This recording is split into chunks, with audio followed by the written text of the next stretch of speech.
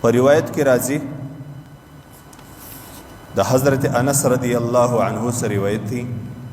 و نبی کریم صلی الله علیه وسلم فرمایل قال جاهدوا المشرکین باموالکم وانفسکم والسنتکم تاسې د الله د دشمنانو د کفارو سره جهاد وکړي په خپل مال باندې په مال باندې د دې مقابله وکړي وانفسکم په خپل نفسو باندې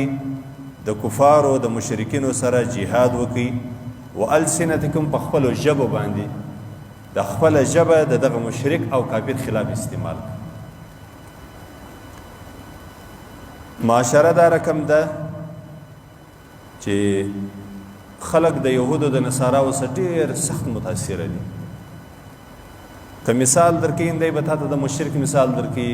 که خبرې سره کوم دی به د کافر مثال درکې که وطن یادیم دی به د کافر وطن یادی حتی ډېر خلک دا رقم دي چې په سمندر کې ځان ډوبوي په واورو کې ځان وژني د یو لوی غره څخه ځان را ایله کوي خو د دې دپاره چې صرف دی د یهودو د نصاراو ملک ته ولاړ شي هلته یو $15 وګټي او هېڅ صرف وی پیدا کړي اوس دا موږ او تاسې چې د جرمني او فرانس او